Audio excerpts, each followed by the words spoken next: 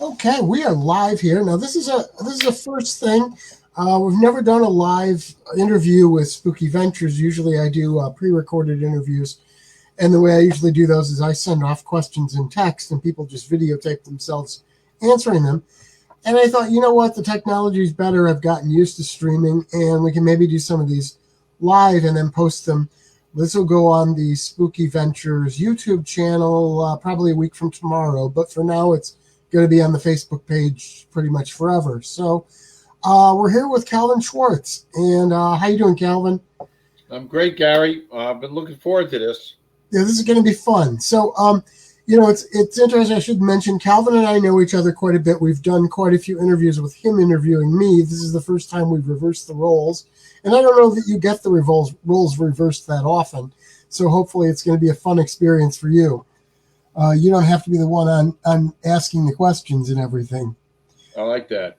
Yeah. So let's go ahead and get to some of those questions I got. And what we're going to do is we're going to do some questions, and then afterwards you're just going to talk about some of the paranormal experiences you've had, because I think that's probably what everybody's going to tune in here for anyway. But we've got some other things we'd like to get out of the way first. So first, why don't you tell everybody about your work as a journalist? Sure. I'm real fast. I was a pharmacist a million years ago, and then I got into eyewear sales for 25 years. Worked for the richest Italian in the world. He's worth 30 billion. Taught me a lot of stuff.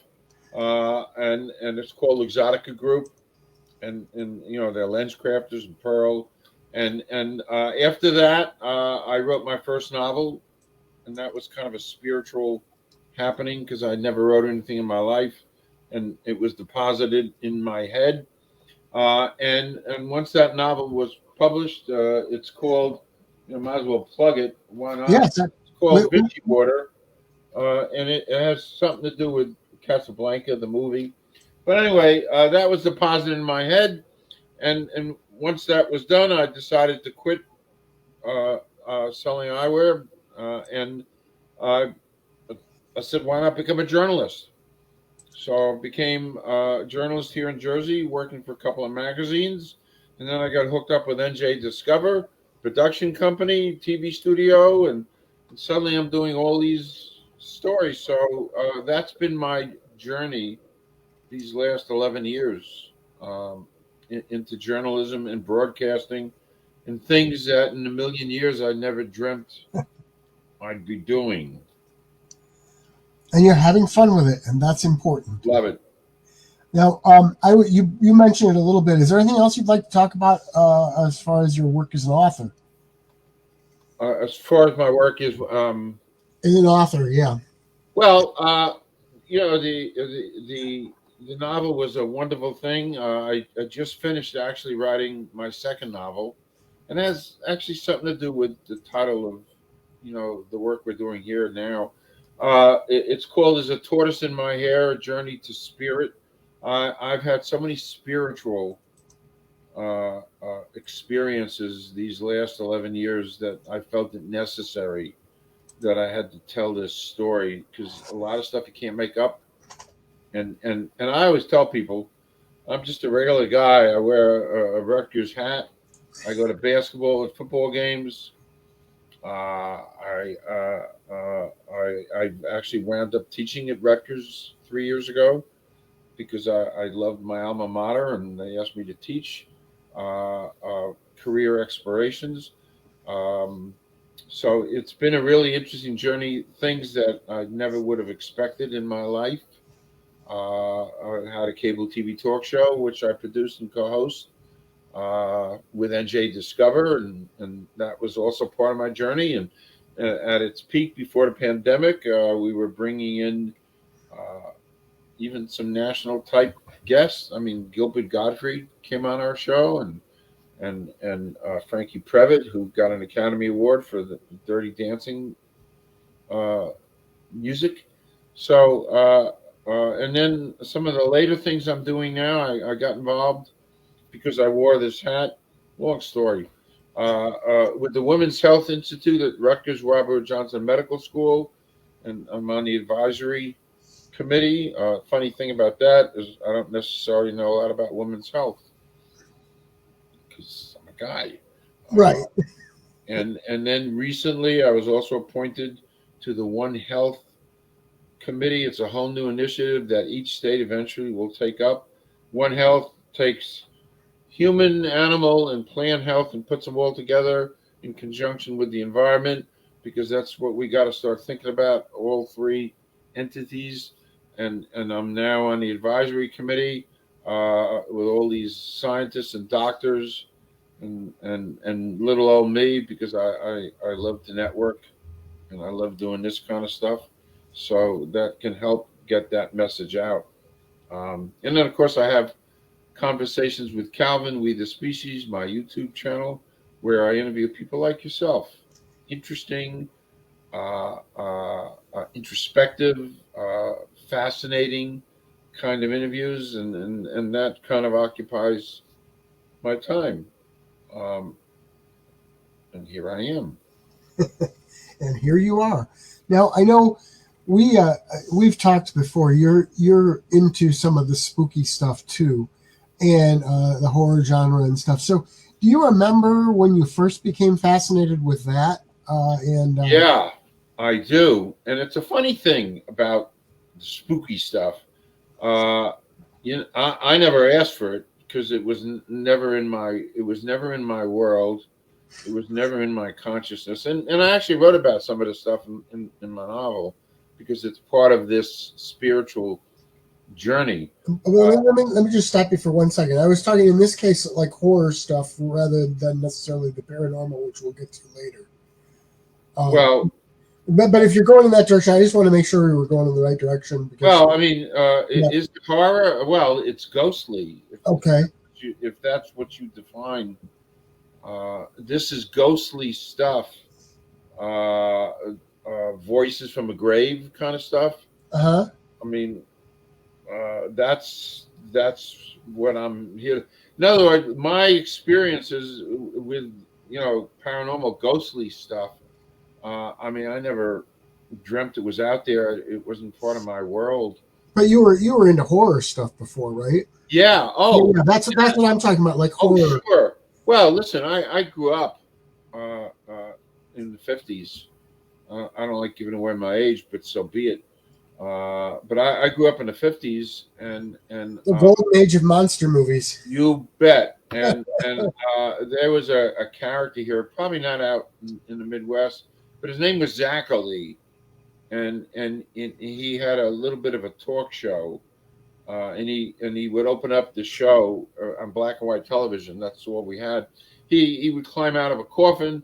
He would talk, and he was kind of a strangey, ghouly kind of guy, and he then would introduce various movies and a lot of vampire stuff, Bela Lugosi, and all that stuff. And I as a young kid, 11, 12, 13, 10, 11, whatever. I mean, I was hooked, and it was part of my life, and I believed in that stuff to the point I believed in it so much that I used to babysit for my little sisters, and when my parents would go out,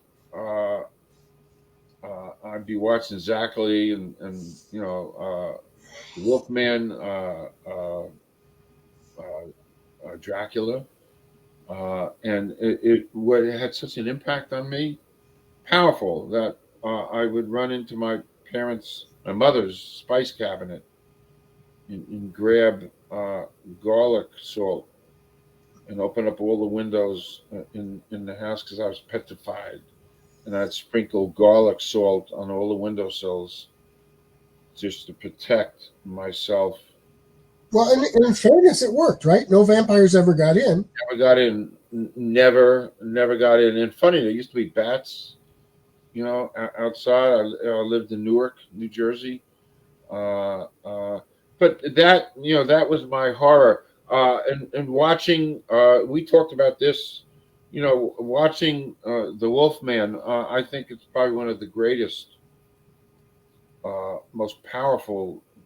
I mean, it just leaves you with such an emotion. Lon Chaney, the Wolfman. Wow. It's funny. His father, his character, Larry Talbot. It was a powerful movie. Larry Talbot's father was Claude Rains, and Claude Rains uh, had a very powerful role in Casablanca, the movie which changed my life. Uh, I never realized that till now, talking to you. But the whole journey, the whole Frankenstein, and even wanting. I don't know if I ever told you this, but there was a play, Frankenstein, that was being put on here in New Jersey back in 19. It was a play that had opened and closed on Broadway in one day, but it was a whole different twist.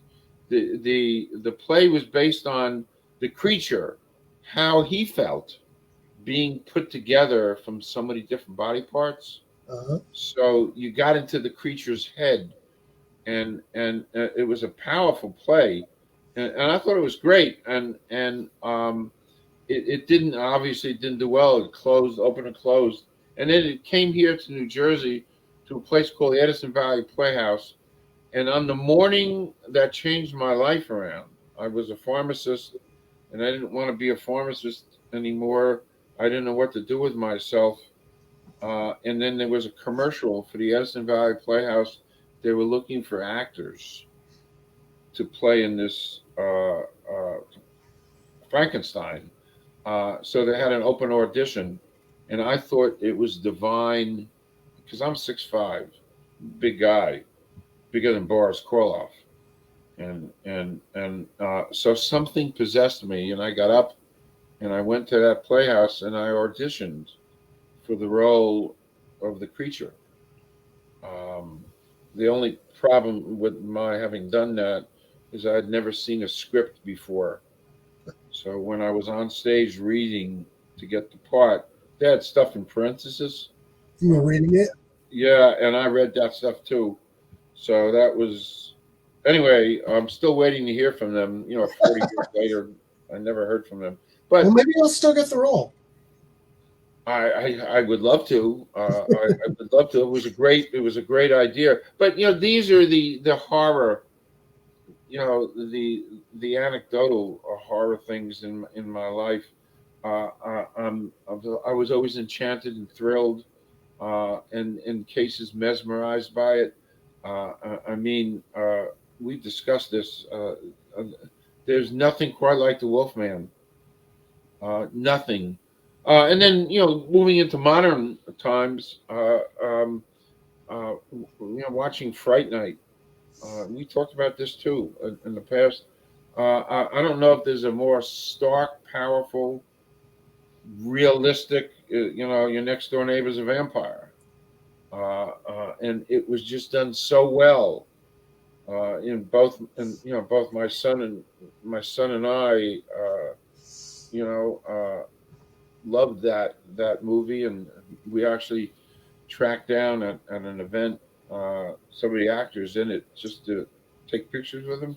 But powerful, powerful stuff. So to answer a long-winded answer, I'm enthralled and enchanted by that world when it's done the right way.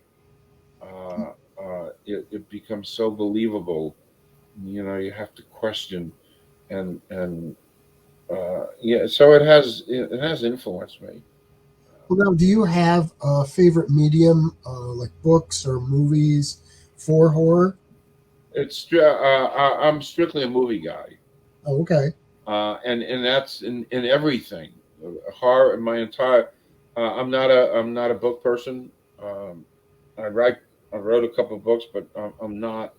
I marvel and am enthralled by movies captured, and in many cases, I appreciate the artistry of movies. Yes, I read books.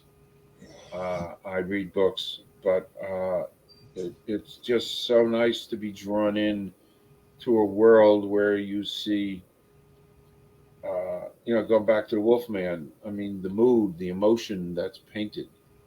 Uh, the gypsy woman Maria Oskinskaya. It just it's better for me to visualize and to see and to appreciate a movie. Yeah, I fall into the same category as you. I think very And much. it's not to say, hey, listen, the other movie that blows me away, we never talked about it, is The Exorcist. Oh yeah, that's a great movie. Uh, Now that one, I think I prefer the book though. Actually, I read the book. I read the book. I read the book. I was actually married to my first wife at the time. We took a vacation to the Bahamas, and I picked up that book, and that was it. I basically ignored her for the whole week there, and I just plunged into that. But I got to tell you, an interesting aspect to that. I was a pharmacist at the time, and the possession, the possession of Reagan. Uh, um, the thing was, what made it more believable for me as a scientist, pharmacist, she was saying words, bad words, that there's no way she ever heard them. Uh, uh, uh, I mean, curse words. yeah, Uh, uh, and there is no explanation rational where and how she got those words other than she was possessed, and the only way they dealt with it is they prescribed power and they prescribed powerful tranquilizers, uh, and they still do. In other words, what I'm saying is medical science, they call it Tourette's syndrome, where those who were inflicted with Tourette's say terrible things. I think Uh, that's one aspect of Tourette's. There are other versions, oh but yeah, sure, with ticks and all that. yeah, But yeah. my question, and nobody's ever answered it for me, is somebody who's 5 or 6 has Tourette's. How do they say those words if they never heard them before? So there's the element. What I'm saying is, William Peter Blatty, when he wrote it, there are things there you got to scratch your head and say, "Hmm, maybe there's some truth to this." Well, now supposedly the book was based on a true story. And I heard my friend Kevin Wood has a morning show on the radio, and he talked to a guy who did a documentary about the making of The Exorcist, and Right. he was talking about or maybe it was the real story behind it was what his documentary was about. But he was talking about how they gave the story to him, but there were certain things they asked him to change because, like for instance, the real story it was a boy and not a girl. So when he wrote it, he changed it to a girl, so they'd never be able to figure out who it was. Um, but yeah, there was a real case that it was based on. They said that this guy said that like in the movie you see her levitating way above the bed. Well, the actual person levitated about 12 inches off the bed, but so they made it bigger for the movie. But so there was an actual story he was working off of and took a lot of details from. I mean that. By the way, there was a. I almost never say this. I'm saying it to you, but there was a time in my life. I was still in college, and and I don't have great recollection, but there was a time in my life. My parents were gone, my sisters were gone. I was alone in my room, and um, I felt I was being levitated 12 inches. I Interesting. felt my heart racing, and I kind of did a little prayer. Uh, um, help me, somebody help me. And I don't have great recollections of that, but I did feel. I never told this. By the way, I don't think I ever told this to anybody. Nice. I feel very honored. No, honestly, I felt I know that happened. I also know that at some point I was driving around Passaic, New Jersey, and there up in the sky was a UFO, and yet I can't. I know it happened, but I can't give you details because Right. um, horror stuff. Well, let's move on to other stuff with the horror stuff. Who are some of your favorite horror creators? Well, I mean, you mean like Bram Stoker kind of thing? Yeah, Bram Stoker or Stephen King or John Carpenter. Uh, well, uh, you know, the going back, uh, um, John Carpenter. It's funny. It's interesting. I've been watching on Netflix the making of Halloween. It's a whole series. The making of these. No, they did that. That's interesting. Oh, it's very, last week, and it had nothing to do with you and I sitting down. I run into these periods. I don't know what to do with myself, and I'm pretty busy. And so there was a series on Netflix, the making of. So it was the making of Friday the 13th, and what preceded that was the making of Halloween.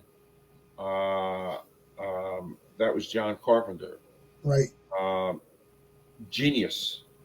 I mean, absolute, total genius.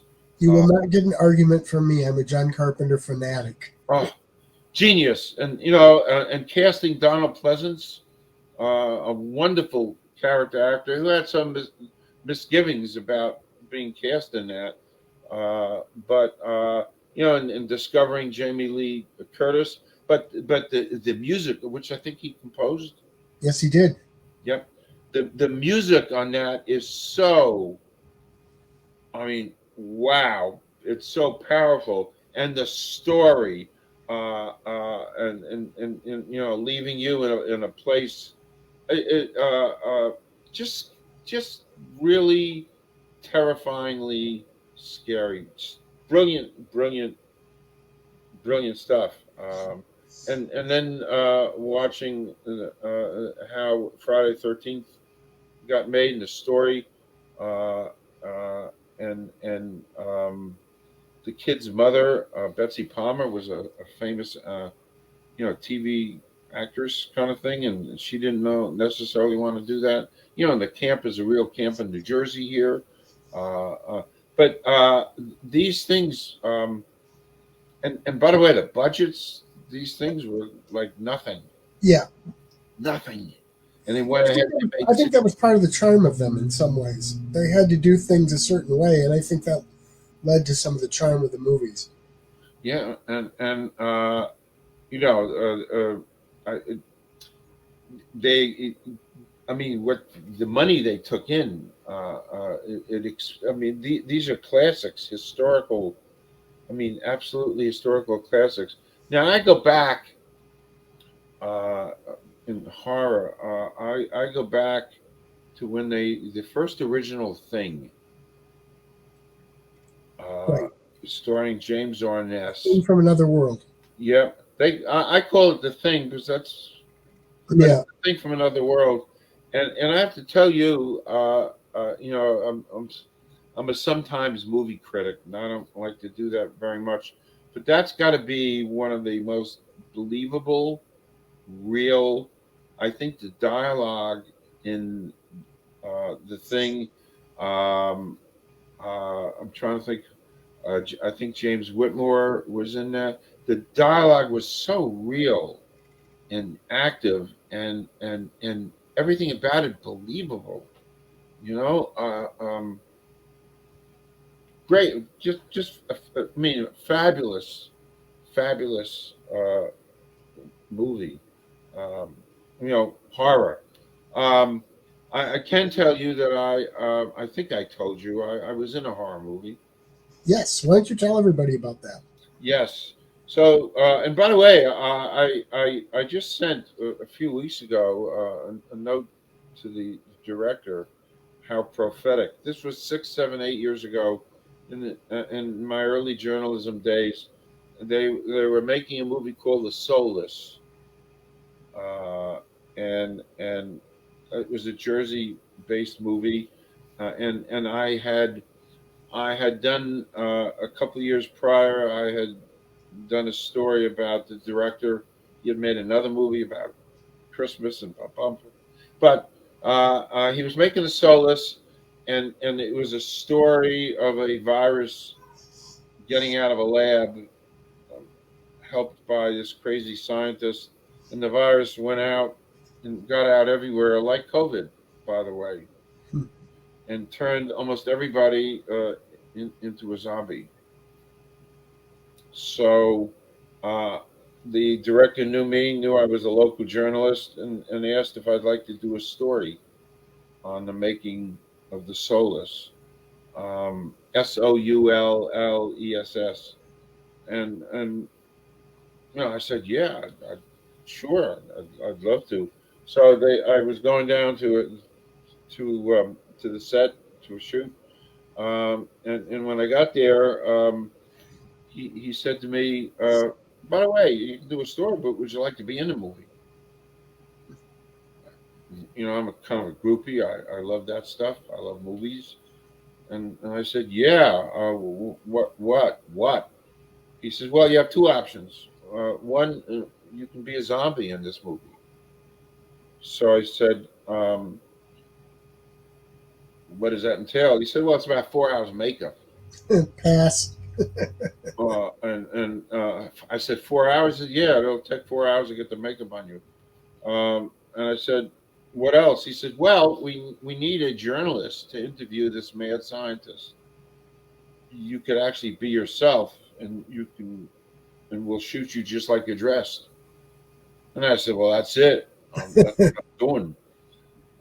And within the hour, I had a microphone in my hand, and I was interviewing this mad scientist, and a lot of it was improv. They give me some guidance, and I'm in a movie. And I mean, I don't know where and how this movie. These are all indies, as you know, and it's a tough world. But I sent a communique to the director and a couple of the actors whom I knew, and I said, this is with COVID. This is so prophetic, and that was it. Should be done with it. Um, but great experience for me to have done that, to have been in a movie. Yeah, I think we all us horror fans would absolutely love to do that.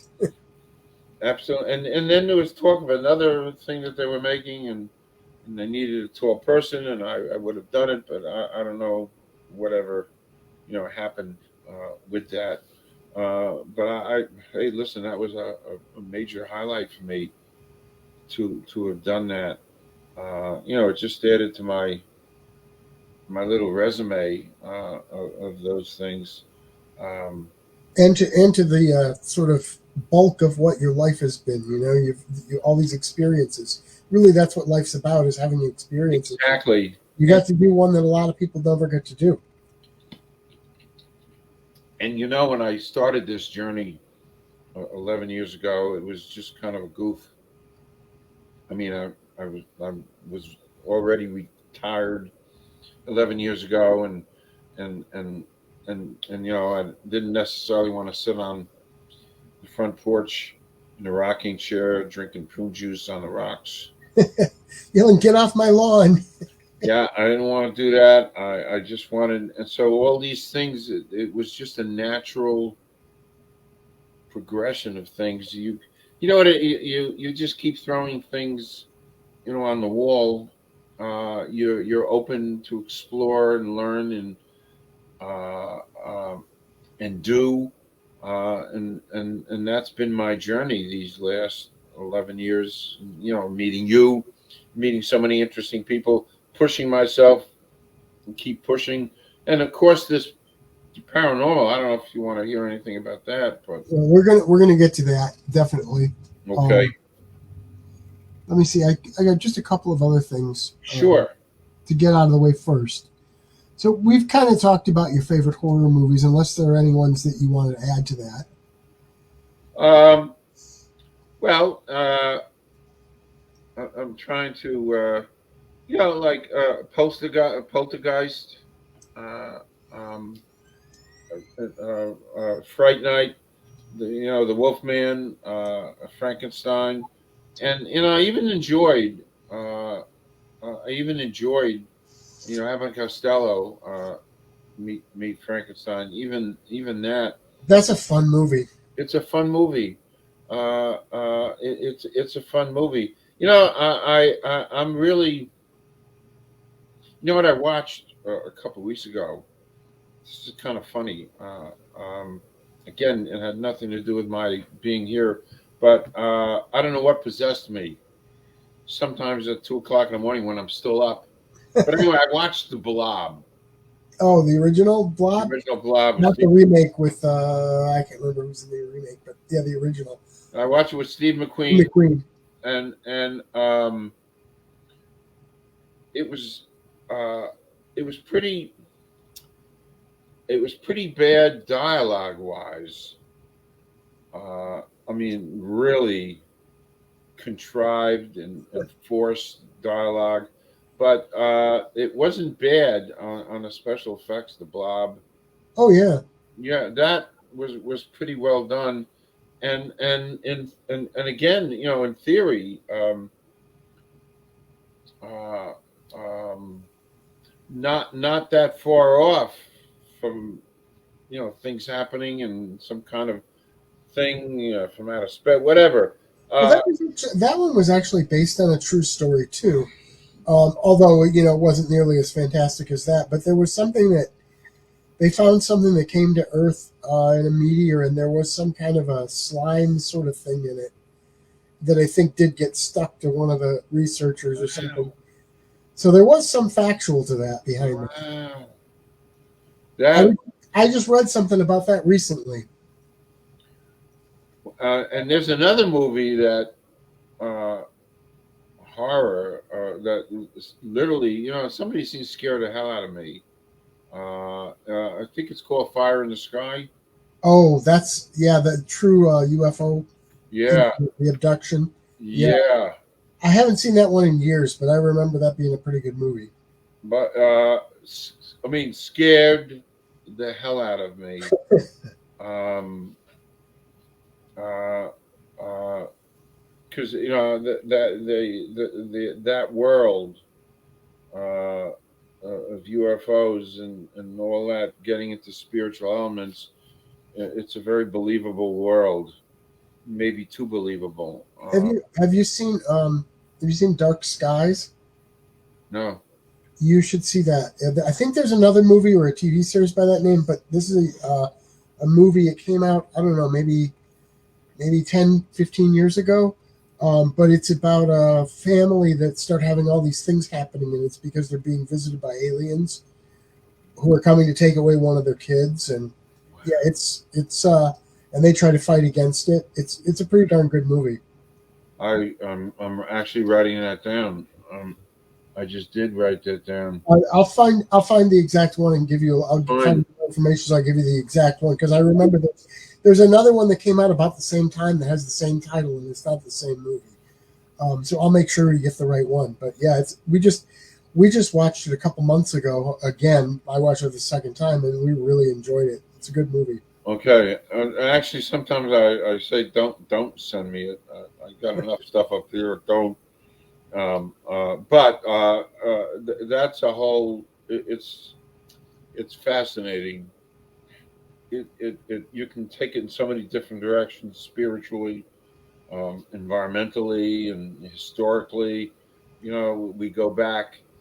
I had done some stuff way back in my earlier writings, and the some of the runes, and I don't know, Machu Picchu. Some of those, some of those things were built on top of a mountain, and some of the stones are 60 tons, and it was before they invented the wheel. So we want to know how those 60-ton things got up there, and it wasn't carried. Um, you know, Interesting. Um, interesting stuff, and you can segue this into, kind of spiritual things. But I do watch. I mean, I do watch, and I'm funny when I get a movie I like, I watch it often. I do too. I watch it often. Hey, listen, Water Worlds, great stuff. Uh, I've watched that. Which There's one? another wonderful movie called When Worlds Collide, Oh, I remember that one. and I watch that often enough. It was a '50s genre, and the premise, they discover two planets coming into, and by the way, not that far fetched. Two planets coming into are going to pass by Earth.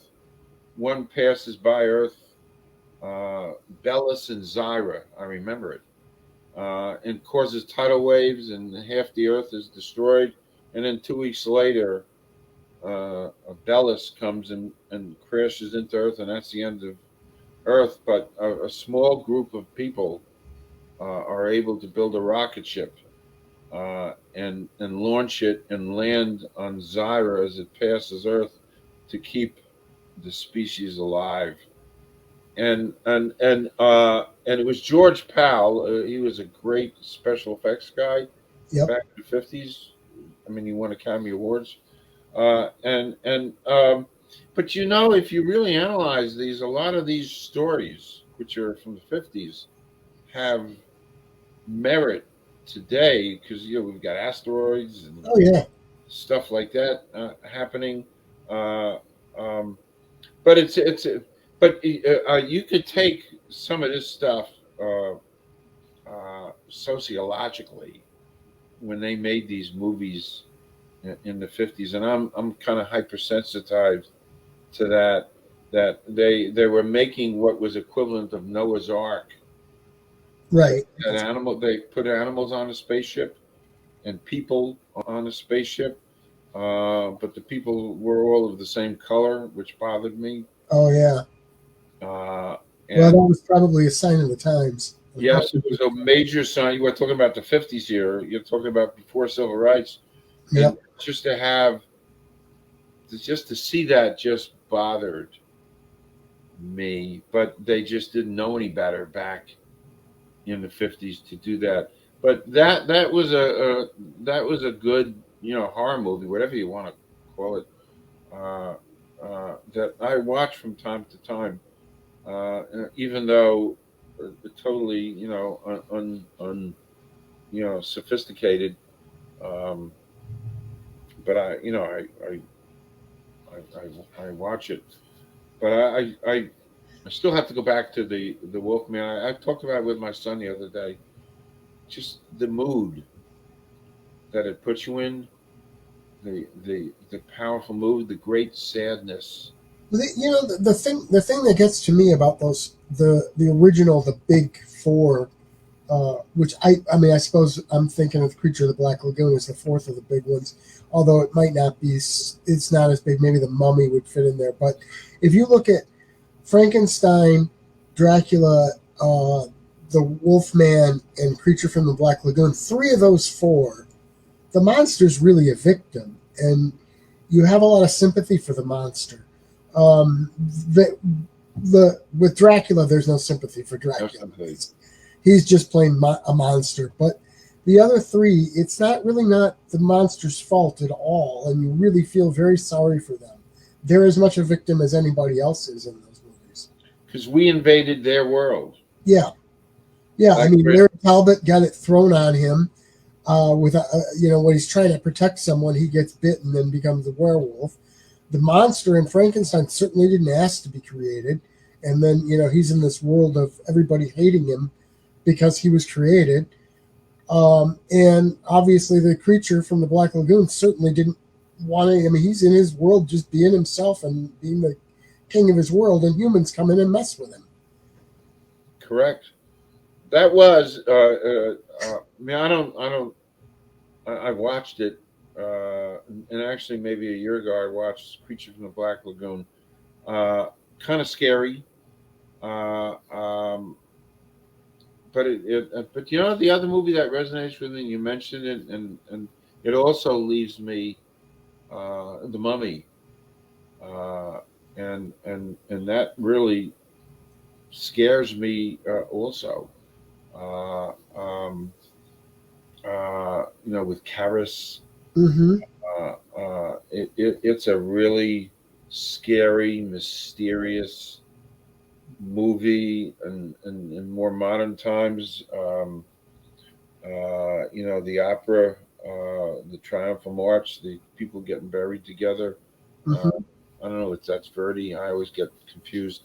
Um, but it has elements of The Mummy, a civilization that we don't know enough about.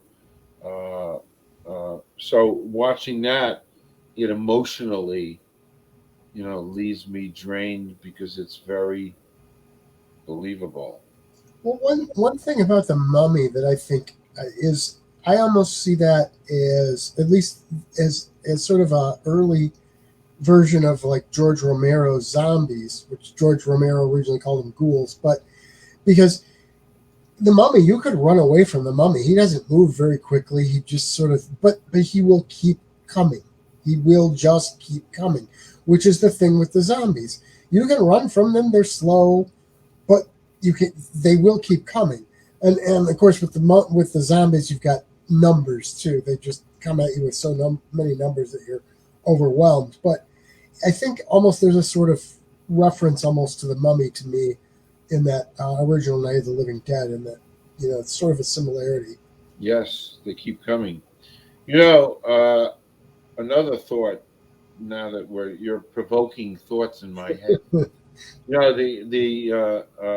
Terminator was Yeah. fascinating.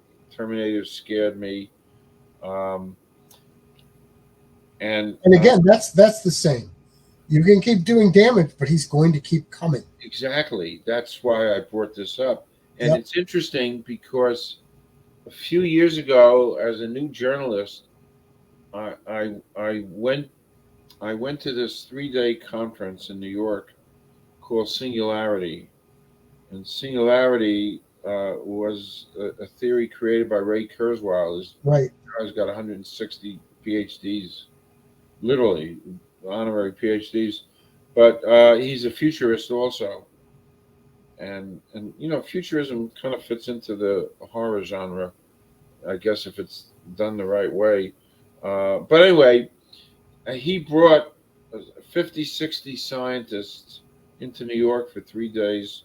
It was great. I just got my journalist pass, and I went for free instead of $1,000.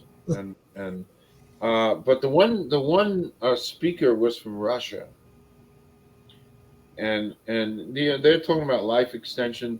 Singularity in and of itself it's an interesting thought. Again, you could tag the word horror onto this. What happens in the year 2040 when man and machine merge and become one? And there's a lot of bioethics involved. Well, and immortality involved, and stuff like that. But this was almost horror, Gary. Oh yeah. There was a speaker, a scientist from Russia. I don't remember his name.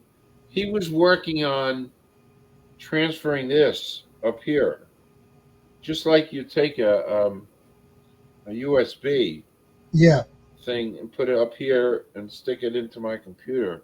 I had the wire ready because I wanted to talk about that. So he was working on transfer. I mean, who are we? We are this. This Right. is the rest is just body stuff. So he was going to transfer this just like with a USB into a cyborg, like the Terminator, and therefore give this and me immortality. And then somebody asked him, "Well, how far away is this?" He said 30, 40 years, away from doing this. And then of course you get into, well, who gets that done? Jeff Bezos, Yeah. or Elon Musk. And then what happens? Because you've obviously got computer components in there that can be programmed. So are they just going to do upgrades, and who knows, all of a sudden they upgrade out your freedom of doing this, or they make you suddenly have a desire for this product that they sell? I mean, who can you trust with that? It's endless. The it's endless. Well, if we get that far. Well, and you were talking about the Terminator. I've been watching some developments that have been going on. Like, you see all the advances they're making in AI, and then there's a new computer technology that I'm drawing a blank on what it is now, but it's going to be like hundreds of thousands of times faster than the best computer we have now, and it's probably our quantum computers, and they're probably they're coming up on them very fast. And now I saw something where they've taken a robot. I forget where it was, in Russia maybe, or one of the former Soviet republics. They've taken a robot dog, like those ones that you see from something dynamics that always do those robot dogs, but they've attached a machine gun to it that they can fire a machine gun from it. Now you put all those things together, and we've suddenly got existential threat here, because if you've got computers that are going to operate that fast and they're AI, we're not going to be able to outthink them. They better, when they build those, they better seriously build some kind of failsafe that is 100%, or we're going to be in big trouble. Yes, just like Hal in 2001. Right. Yeah. If well, I backtrack and just hope we can get climatologically and environmentally in a better place. Yeah, that's a nightmare too. That's horror story too. That really is a horror story. I just read a thing last night. I have this little climate group, and Al Gore 20 years ago predicted things. He nailed it. He nailed it. He had it exactly right. And it's all here. Drought and heat Yep. and floods and fires and disease and pestilence and the melting of glaciers. Everything he said is here, and I think it got here a lot quicker than anybody thought. Yeah, it's accelerated way beyond what they thought it was going to be. Yeah, and that's horror. Also, it's funny. One of my, I'm in this climate group. We could talk about it off air, but Yeah. one of my climate group members wrote this book called Sanctuary. And actually, she's great. She's brilliant, Grace Agnew, a longtime friend of mine. And the truth is, I started to read it, and I told her I stopped because I didn't want to get depressed. Yeah, it is. It is very depressing. I mean, Horror. And by the way, it's a horror story. It's fiction, but it's horror. how long? Yeah, and I just didn't. I just wasn't in the mood. Yeah. Sometimes there's not enough chocolate layer cake laying around to help me get through. Go. There you go. Well, let's get the one other question out of the way before we get to the paranormal stuff. Sure. I think you're going to have some fun with this one. This is one I actually used for Music Street Journal as well. So, if you could sit down to dinner with any three people, living or dead, with whom would you be dining, and what would be on the menu? Well, I can come up pretty quickly. Jesus. It's funny. I was in a few years ago the room of the Last Supper, which is kind of cool. So Jesus, George Washington. And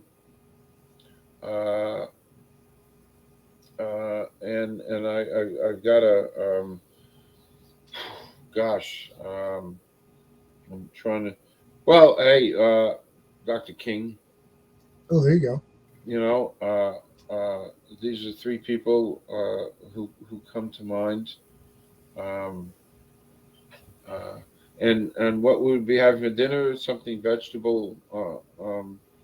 We'd be eating some vegetables, and we'd be talking about the species. uh, um, why we can't learn, Mhm. That's a why we can't learn in the three stages from Jesus to George to Dr. King, why we just, and I think about this all the time, why we can't learn. And Jesus was going to put us on the right path about taking care of the poor and the homeless and that kind of stuff.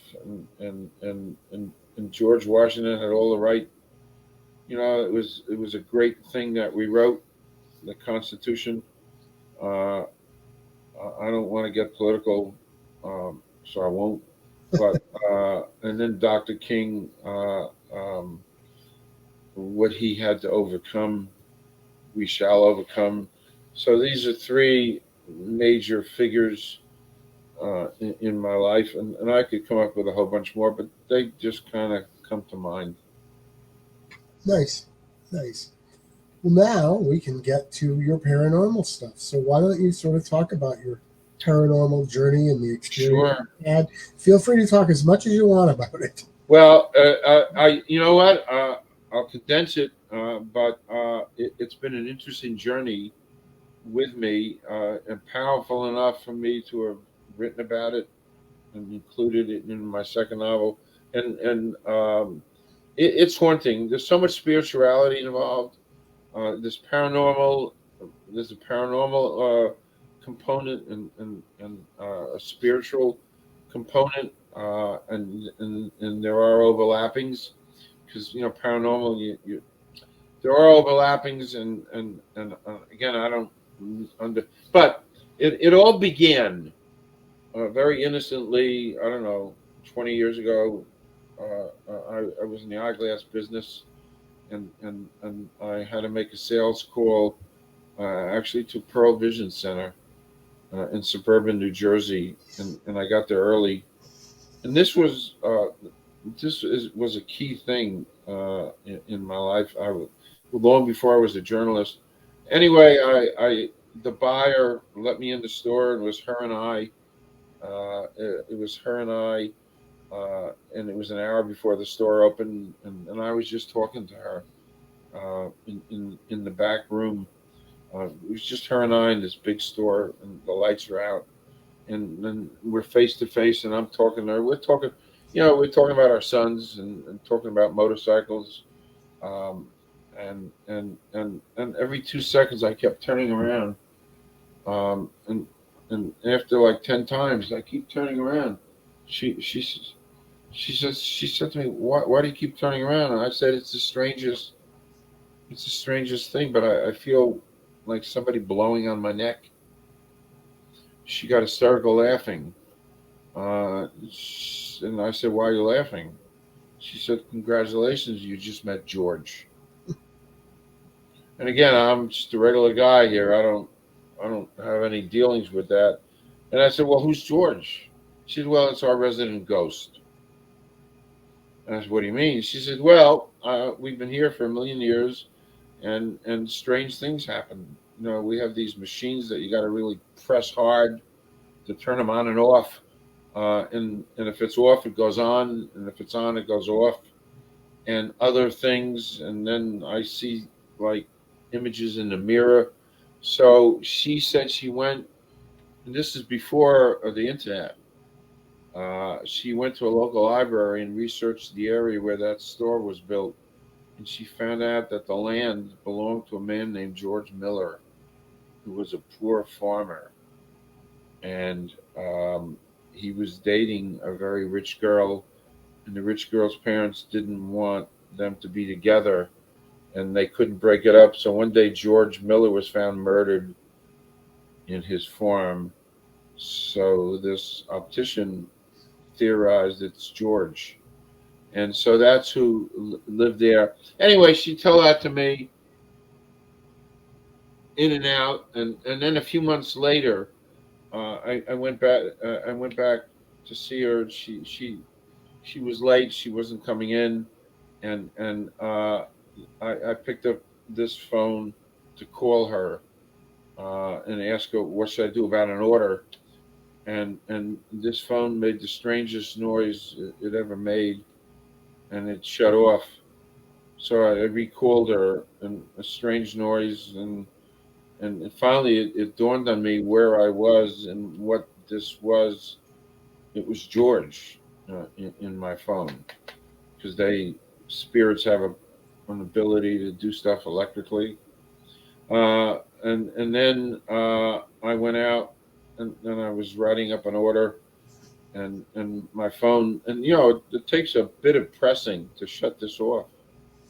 Uh, and it was on, and I'm writing up an order sitting on the table, and it goes off. And I put it on, and it goes off again. And of course, I realized it was George. So I kind of packed up, and I drove home, and I was stopping off at Verizon, and I said, "This is kind of an unusual situation here as far as the repair goes, but I think there's a ghost in my phone." But anyway, that was that was the first indoctrination until some years ago, not that many years ago. I was very friendly with The Rock. He has a rock and roll. It's called rock. He has a rock and roll radio show. Anyway, long story. I'd gone. It's called Rock on Radio. Danny Coleman, great guy. I love him. He's a brother. And he had a nephew, and the nephew heard I was a journalist, and he said, "You're a journalist. Would you like to do a story about a ghost?" I said, "Tell me about it."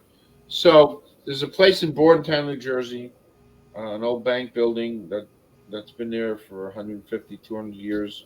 And these two guys, this guy Terry and his partner John, they were going to build a restaurant in that building, and they had to get.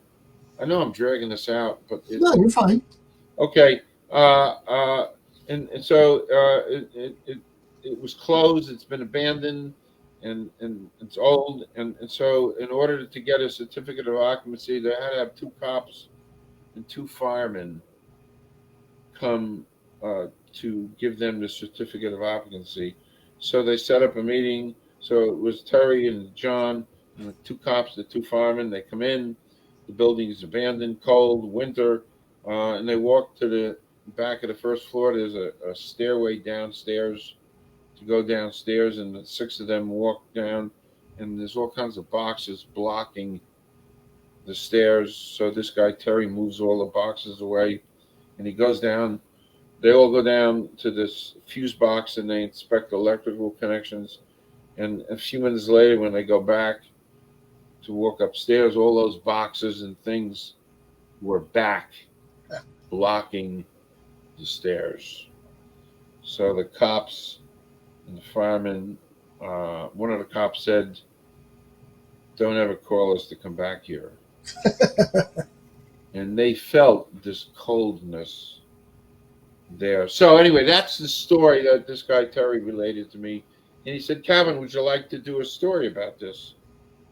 And I said, "Yeah, it's interesting. Sure. Yeah, sure." So I assembled 5 or 6 or 7 people who were interested in the paranormal, and we went there one day. Again, the place is abandoned. Nothing's much been happening. And we went into the basement, and Terry's girlfriend, fiance, she took a picture. We were all there on one end of the basement, and that's the picture. You can pretty much see it. It's abandoned. There's nothing there. It was with her cell phone. And then literally 30 seconds later, she just arbitrarily snapped another picture. I have to, and if you can see over there, that white orb. Yeah. There's a white orb there. And listen, I was there, and there's no photoshopping. There's no dust on her camera. There was a white orb there. And then this little group proceeded to walk further down, and Terry's mother was there, and she took off her glasses and put it on a bench, and the 6 or 7 of us went into this far room. So they set up a camera. There was an ultraviolet camera, and it's just us, 6 or 7 of us, and we hear a noise. It was quiet, and we hear a noise, and the woman's glasses, which were on a bench, were now on the other side of the basement, and Wow. we were all together. So, and then a little bit later, my son and we were all in the room setting up cameras and stuff, and my son yelled, "Who's pulling on my coat?" Nobody was pulling on his coat. Interesting stuff. Anyway, I'll speed it up. We went back another time with real Ghostbusters. Right. Real Ghostbusters. They had all kinds of equipment like they did in the movie, uh, and we were up on the second floor, and one of the guys has some kind of handheld thing that picks up sound waves from the air and converts it. It has a vocabulary of 600 words, and it converts certain sound waves to words. I think that's called a ghost box. I think. Whatever, I have no idea. And all we know is that the guy holding it yelled, "What's your name? We know you're here. What's your name?" And shortly thereafter, on the readout, it was another George, if I don't remember the name, but you saw George on the thing, and maybe his last name came up. Bottom line, we Googled that name and found out that this man lived in Bordentown in 1850. And you know what, Gary, it's hard to make up. Then accelerating another great story, and I got a lot of these stories. Uh, a couple years later, I was doing a story on centenarians, and I was with this wonderful woman, Emily Cook, 102, who, by the way, invited me back to her room. And I don't like to tell that story because I'm kind of embarrassed that a 102-year-old woman invited me back to her room. It's like, can I do any better in life? But when we left there, I was with Tara Jean, my co-host and co-reporter. We were driving home. We passed this in Monmouth County. We passed this cemetery. This is a great story. We passed this cemetery. It's a Presbyterian burial ground, and the date was 1640 to 1750. So I yelled, "Stop!" Just like Natalie Wood did in that Christmas movie, one of my favorite movies. Stop the car, The Miracle on 34th Street, and we stopped the car and we walked into the cemetery, and Tara and I walked around, and there's about 30, 40 flat gravestones, and we were reading, and I realized that anybody buried here uh, died before America was born. So they never knew America was born. And we read some of the stones, and it was also cold. It was February, and Tara was cold, and so we left. And I said, "I'd love to come back here. It's really cool." So we agreed we would come back in the summer when it was warmer, just to walk around.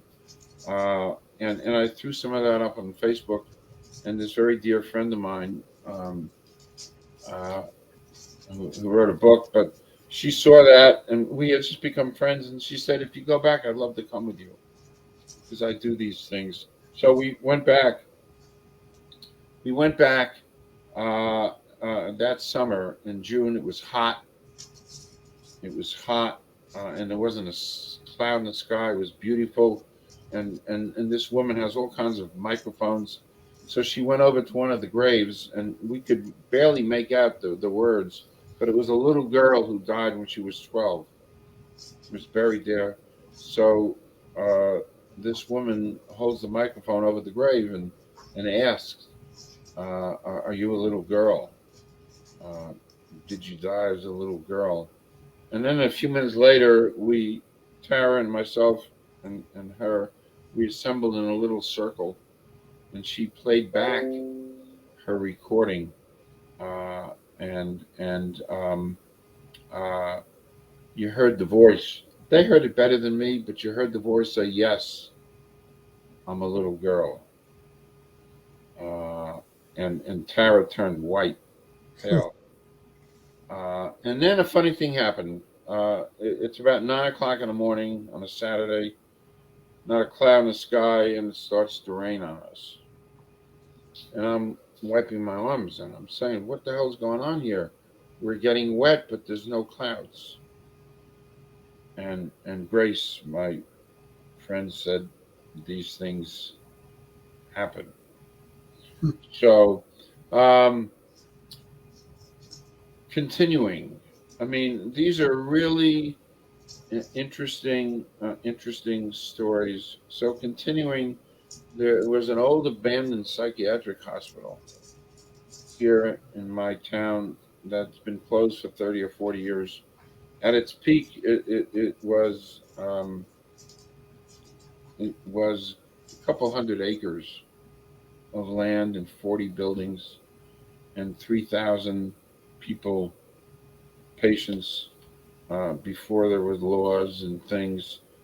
And it had been closed for many years, and I wanted to get in it because I had heard stories of paranormal activity, and it was closed by the state, and they were not letting anybody in it. Everything was boarded up. Long story, but I used some political stuff to be able to get in there, and I had police escorts, and I took in a whole team of photographers and cameramen, and we went in to explore. First time in there, 4 or 5. I wouldn't go above the first floor. I was spooked out. So Tara and I stayed, and 4 or 5 guys with cameras go up to third or fourth floor, and then I hear yelling and screaming, and they all come running down because when they're on the fourth floor, they heard children crying, Oh, jeez. and they recorded that, and spooky stuff. Across the street from this, there's a cemetery where 925 patients who died there are buried, Oh, jeez.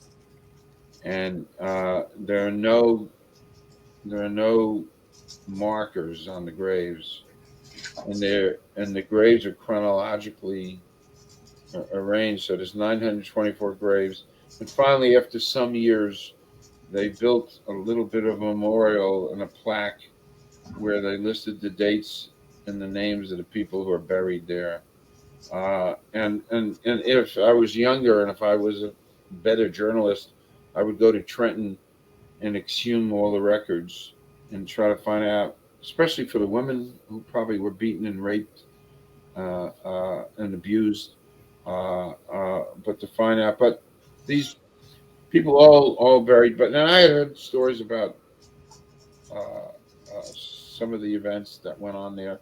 So I, on my own, took a microphone that I bought, and on Sunday mornings, I would go there after I played tennis with a microphone and a little bench, and I would sit by only one grave, this grave number 444, which is tied into Catholic. It's the sign of angelic intervention, 444. And I would talk to the grave. His name is Paul. And I'd say, I come here to visit you and blah, blah. And I would do that for the whole summer. Nothing happened. And then one time, one of our last times that we went into the hospital, I took another ghost busting team. And when we finished in the hospital, we came across the street, and I took the microphone to the one grave and started talking. And I asked the guy, I come here to visit you once a week. Just tell me how you died. Will you talk? And of course, I heard nothing. Uh, and then this other team also were recording my time with this grave.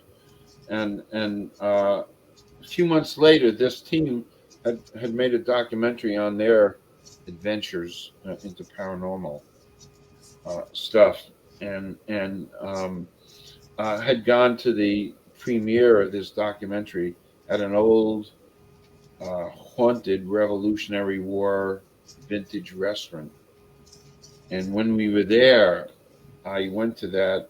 One of the women who were with me at the cemetery came over and she said, "Oh, Calvin, by the way, when you were talking to that grave, we recorded. We recorded it, and I went home that night, and I heard the voice from the grave when you asked the guy who died how he died. I heard the voice, and we recorded it, and the voice said it doesn't matter." Oh, So these are EVPs. They're called EVPs. Electronic voice phenomenon. But that spooked me out. Uh, so and I could go on and I've had my own spiritual stuff that would take hours to talk about. It's part of something that I don't really understand. On the spiritual side, on the positive side, I've been very gifted. I'm just, like I say, I'm a regular guy. There's nothing. I'm just a regular guy. Apple pie, and ice cream, and baseball. But I've been very gifted uh, these years spiritually. Well, I will show you all. I'm going to show this. Maybe the last thing I'll show, because it's really powerful. So I wrote this book, which changed my life. And I wrote it after watching Casablanca 16, 17 years ago. And I'd seen Casablanca 100 times. I don't know if I ever showed you this, Gary. yeah. Fishy water. And it all came into my head in 1 second. And for all those years after I wrote it, and the design, the bottle, Vichy water is a mineral water that they drank in the 40s. It's French. And I have my two characters sitting on a bench on a train station in New Jersey, and there's that bottle of Vichy water. But from the time I wrote this, I knew that somebody up there stuck this in my head. And I knew it for years because I never wrote. I studied pharmacy. I was not a writer. But for years and years, I couldn't explain, but there was a presence in my life. There was this presence I could never define, I could never explain, I could never understand. But I knew that somebody up there deposited this in my head. And of course, when I wrote this, it changed the whole course of my life in a very positive way. I wouldn't be here with you. I wouldn't be doing any of the things I'm doing. But this was the vehicle for me. It's on Amazon to do that. And then about a year after I wrote it, this design came into my head one night. I found out who this spirit was in my life, and it was my grandfather who died in 1939. I never met him, and he came over from Russia in 1939, and I panicked because when I found out strangely who it was, really strangely, I panicked. Do I even have a picture of him? So I ran and I found the one picture of my grandfather that was taken in 1902 in Newark, New Jersey. And here it is. And that's him here. I That's him right here. Here. I can't. It's backwards. But anyway, he's sitting on my right.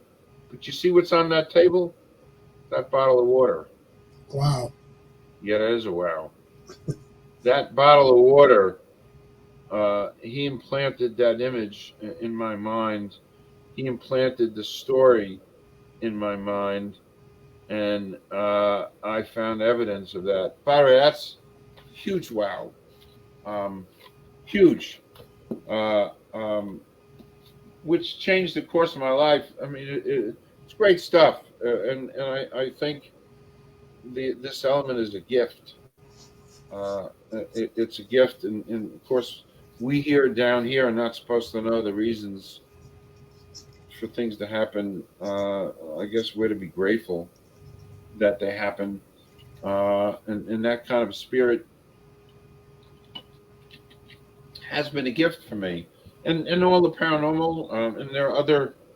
I mean, we could do hours on paranormal stuff, but these are some of the elements uh, that I've been gifted to, and I believe it's a gift spiritually.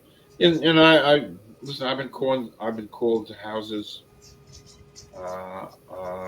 because people know I'm a journalist that way, and uh, uh, I've seen videos of orbs running past dogs who are watching the orbs.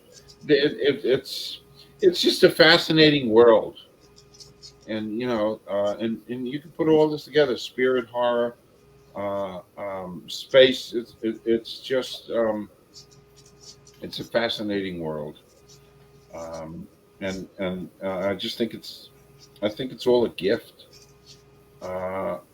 It's a gift, and I also believe uh, we are antennas, each one of us. And by the way, I think stuff that happens to me can happen to anybody if they roll up the antenna and stick it up and put it out there.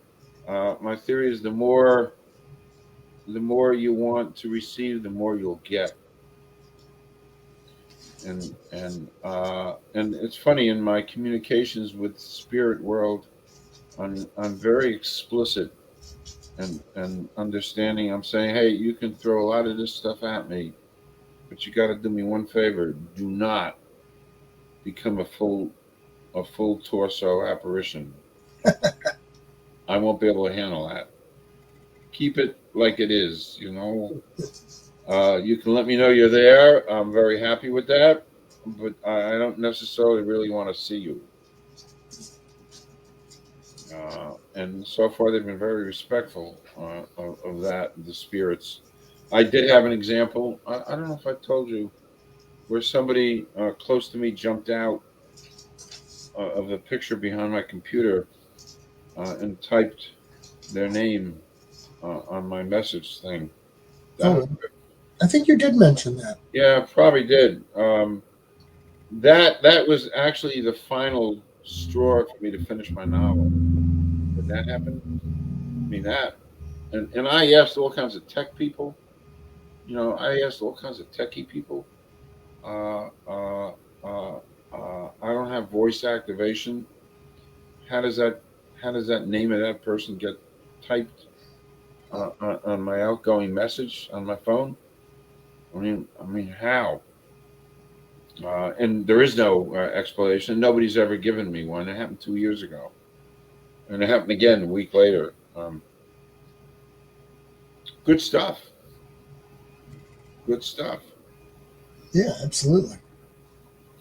Um, so that's part of my journey. I'm trying to recall other apparent, the parent, and I get called often to do uh, paranormal stories, and because of the experiences I've had. Uh, I mean, great experiences. Um, I haven't been able to do stuff anymore, but it's fascinating. Uh, it's fascinating because it's there. It's real, and I always stress I'm just a real guy, and and I have this stuff landing in my lap. Um, uh, it's funny. Spiritually, I've been to a place in Arizona, Sedona. I don't know if you ever heard of it. Heard of it. You've been there. No, I've just heard of it. Okay. Uh, I heard heard of it years ago, and it's a new age kind of. They have places in Sedona called vortexes where they contain high amounts of energy, and uh, a lot of new age people go there. There are red mountains. Um, I'm looking. I'm looking for an example. If I have it. Oh yeah, here I do have it. I read about it, and we had gone there 25 years ago and explored. And there's 6 or 7 of these places that they New Age people think have high amounts of energy, and the rocks are all red. Um, and comically, well, it's semi comically. I had gone there with my wife and my young son, who was 5 at the time. I had a national sales meeting in Sedona with Luxottica, and I had been primed to read about Sedona, to know that there are these special places, and it's magical and spiritual, and this was 25, 30 years ago, and I just wanted magic and spirit in my life. So when we had an off day from the national sales meeting, I packed my wife, my son, and friends, and we drove from Phoenix, Scottsdale, up to Sedona on Route 17. We passed by a place called Montezuma's Castle, which used to be inhabited by Sinagua Indians, and they were there 400 years ago and disappeared. But they were cave dwellers. They built their homes into caves, and I used to say it was the first condos. And that's also a spiritual haunting place, because these Native Americans had lived here and disappeared. Nobody knows why. And then you drive a little further up, and you make a couple of turns, and you're heading to this land of red rock. That a lot of movies, John Wayne movies, were made there, because these are beautiful, majestic red rocks, red. And as you're driving into Sedona and you see signs, you don't see any red mountains, nothing. And you wonder where. And all of a sudden, like, boom, there's all these red mountains. And I had seen, uh, uh, as we were approaching and we saw the red mountains, there was on the side of the road, there was a pile of red dirt. And I didn't know any better, so I veered the car over, and I jammed on the brakes, and my wife and friend said, what happened? And I said, I'll be right back. And I jumped out of the car, and I jumped into this red pile, dirt. And I took the dirt, because I reasoned, if there's any magic here, I want it. And I rubbed the dirt all over my arms, and I dug the dirt into my nails. I wanted to absorb that red dirt. Um, and then we proceeded to drive into town, and we did some touring, and I bought actually a CD called "Tear of the Moon." It's Native American Incan panpipe music, and it's haunting. It's haunted me ever since. Something about it I couldn't explain, but there are times in my life when I would hear that music, I'd play it, and I'd tell my wife, I gotta go. She said, "What do you mean?" I said, "Tomorrow I'm gonna fly to Sedona," and I did it. Wow. But yeah, I did, because I'm crazy. Um, but we came home from that experience of my washing my body with red soil, and that day that we came home, I bought a lottery ticket. No, I did not win $1 million, but I did hit the bonus number. Back in those days, they had bonus numbers, and the bonus number, you automatically win $500, and there's only like 20 bonus numbers that are won each month, and they bring those 20 people down to Atlantic City, and they put 20 names into a thing, a ball, and they pick one number out, and you win $1 million. So I had a 1 in 20 shot. Wow. Yeah, that's pretty good odds, winning a Yeah. million bucks. I didn't win $1 million, but I reasoned that it was from having won the bonus number was from my rubbing the dirt, that magic dirt, over my body. And the other thing I deduced was if I had stripped completely naked and rubbed all that dirt over my entire body, I would have absorbed more of that energy and I might have won the $1 million. So you don't know. But I then put a Sedona rock in my pocket, and I only borrowed it because you don't take it. I borrowed it for a couple of years, put it in my pocket. I climbed a mountain once and put this in my pocket, the red rock. It's borrowed. When I go back, I'll bring it back. Um, but the back cover of my novel is me on one of those vortexes. Um, but it's a very magical, spiritual, haunting place. So, looking back in retrospect from the time of watching Zachary as a kid in the 50s to all my journeys and adventures, the spirit, the horror, the unknown, the synchronicity of all this um, has been part of me. And it guides me, and I treat it with reverence and respect and awe because I'm in awe of some of the things that that happen. I mean, really awe. Uh, um, everybody, everybody has their place and their place in the world, and and everything that's happened to me, it's been wonderful, and in many cases inexplicable. The spiritual side, uh, the paranormal side. Um, I've had, I've had, I've been part of seances. Um, I became friendly with um, uh, her name is Jane Doherty. She's written books. Please use her. I've been to a couple of seances. I've interviewed her on my TV show. Um, and you see elements of the unknown.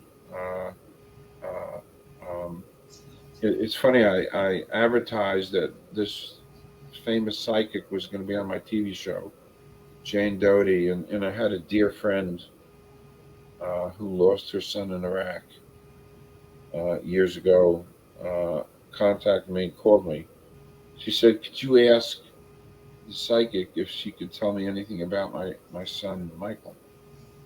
And I said, yeah, if I have the opportunity, I would be happy to do that. Um, uh, and and so we're doing a show, and I completely forgot about my friend and her son Michael, and we're doing the show, and in the middle of the show, Jane, this very accomplished psychic, and I got one more story to tell you. This very accomplished psychic says there's a military person in the studio with us. And I go like that.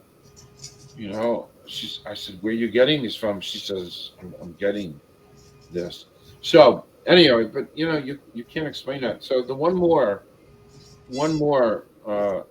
this Jane Doty, every Halloween conducted these haunted tours of this place called Proprietary House.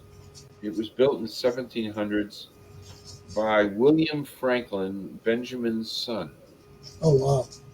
And Benjamin's son William and his father, William and Benjamin, were a bit estranged. Benjamin was a patriot, one of the founders of our country.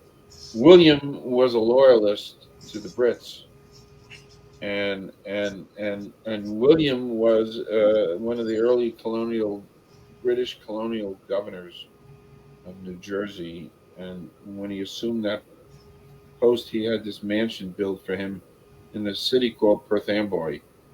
It's right on the bay here in central Jersey. And over the hundreds of years that have gone on, and of course, after the war, William was kicked out and sent back to England. And Benjamin went to visit him once to try to patch.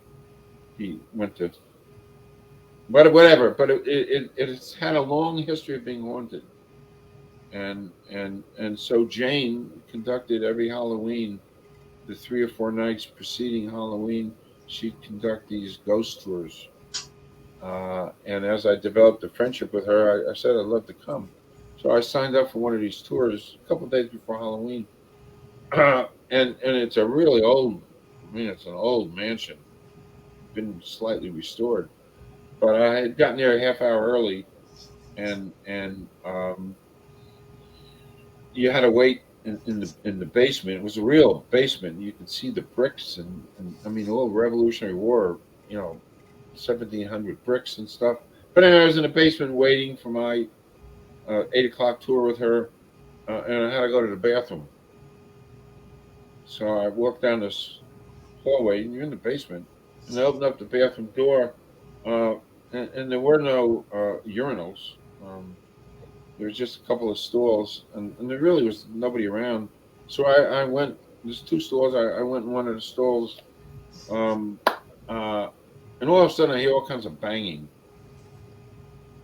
and noise and clanging and banging. So I'm pretty tall. I looked over the stall to see who was making the noise, and there was nobody there. And you know what, Gary, I wasn't processing where I was and why I was there. Uh, um, so so I walked out. I went back to finish what I was supposedly there to do, and more banging and clanging, and then I zip up and I run out to see who's in the bathroom with me, and there's nobody there. And then the light bulb goes off. Well, shoot, why am I here? I'm on a ghost hunt. And guess what? They're hunting for you. Ghost. So it's funny, a little bit later on the tour, it's about like 15, 20 people on the tour, and she's showing us around. And she said, unfortunately, it's been kind of dry.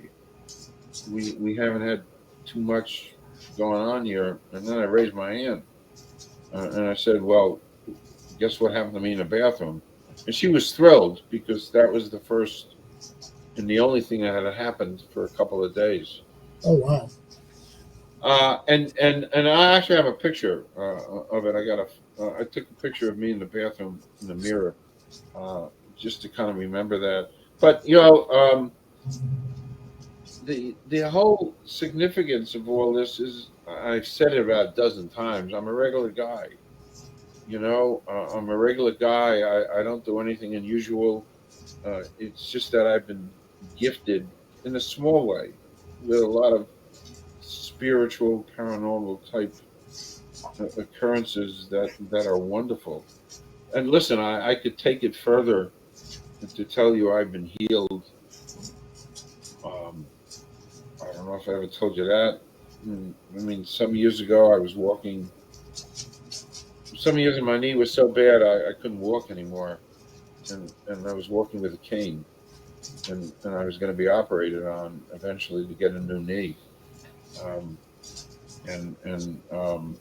with my spiritual attachments, my wife, myself, sister-in-law, we went to Israel, and it was a tour that we planned for 50 years, and because I couldn't walk and I was in so much pain, I didn't want to go, but I also didn't want to ruin it for everybody else.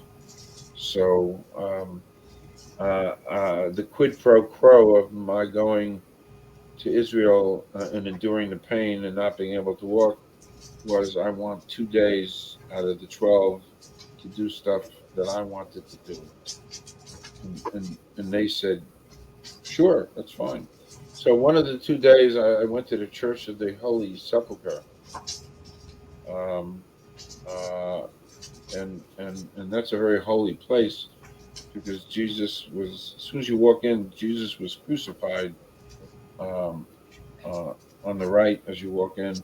And you walk further in, and there's a room that's guarded and buried within the church where Jesus was buried and where he was resurrected from. And it's pretty holy, and I can't describe in words what it meant to be there. But this particular day, they would let two people at a time crawl through a little space to go into Jesus's resting place, his tomb, where he was resurrected from. So it's funny. There's a picture of me sitting right outside, holding my cane. You know, and finally my guide said they'll let you, and my sister was with me. They'll let you go in.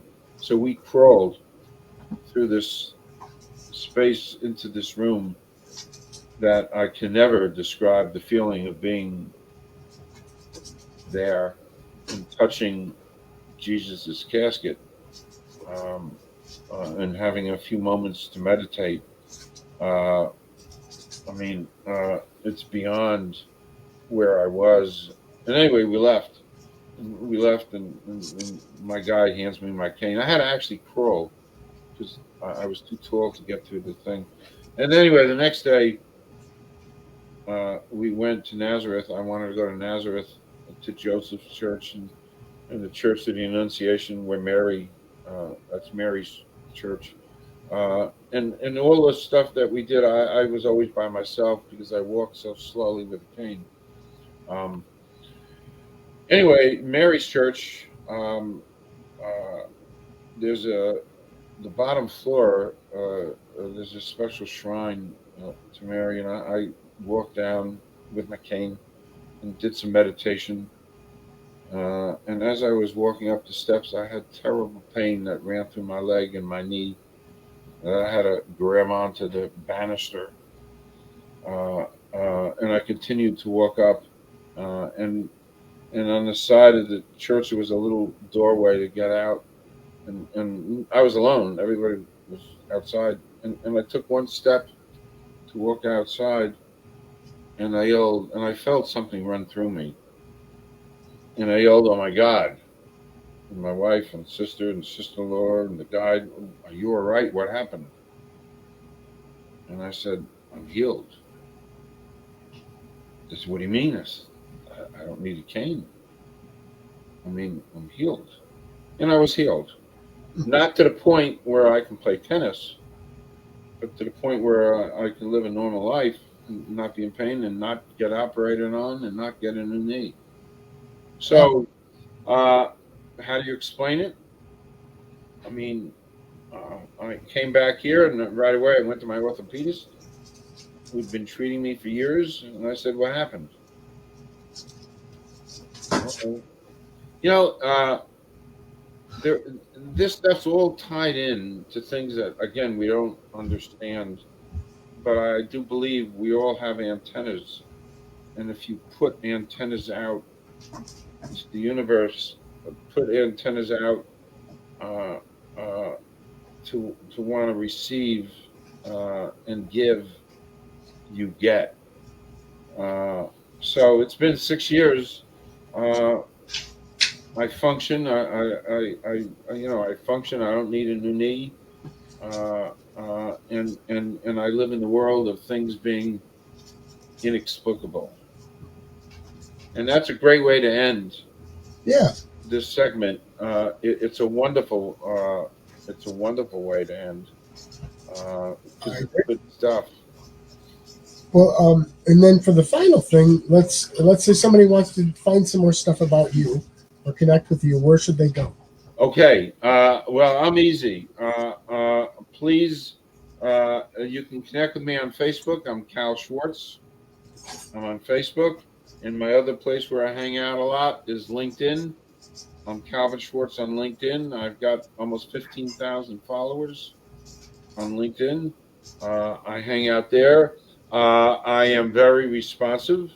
If you send me a message on Facebook, LinkedIn, you'll hear from me usually within minutes because this is all I do is I sit in this chair 15 hours a day, as you know, Gary. I'm here. So that's where you can find me. And it's always my pleasure to meet uh, and connect and network with people. It's a gift. Connections. That's what it's all about, my friend. Yes, it is. We got connected, Yep. and it's been a great friendship. And actually, our last panel is gonna. I'll get it up there in the next week or so, Cool. and promoting that. And I'm going to be eventually sitting down with Elizabeth. Uh, Yes. I have to get through her book. Girls Got to Eat. But I love the journey that you put me on because it's fascinating for me. Well, thank you. And I love the fact that you're willing to work with us all the time, too. That's always great. It's a joy for me, and it expands the mind because it's a wonderful world. And I'm looking forward to more and more collaborations and stuff. Absolutely. And so with that, I think we're going to end this one. Perfect. This was great fun. I knew it was going to be. And thanks for being along on the first live interview for Spooky Ventures. So My pleasure. My pleasure. Absolutely my pleasure to be continued. I love this stuff, Gary, as you know. Sounds good. Well, thanks again. And thanks to anybody who tuned in. And this will be out there forever, and it'll be going up on YouTube in about a week. Perfect. And you know what? Send me a link so I can. Oh, I will. Absolutely. Yep, I know you will. Send me a link. And now I got to switch hats and I got to go talk about. I got to Zoom, talk about One Health. Oh. I do all this environmental stuff. So this has been great. Thank you, Gary Hill. Oh, thank you, my friend. We will be in touch. And thanks to viewers. And that's it for this one. Okay, great. Thanks, Gary. Spooky Ventures is the home for spooky content and spooky merchandise on the web. Check it out today at spookyventures.com. And remember, always keep it spooky.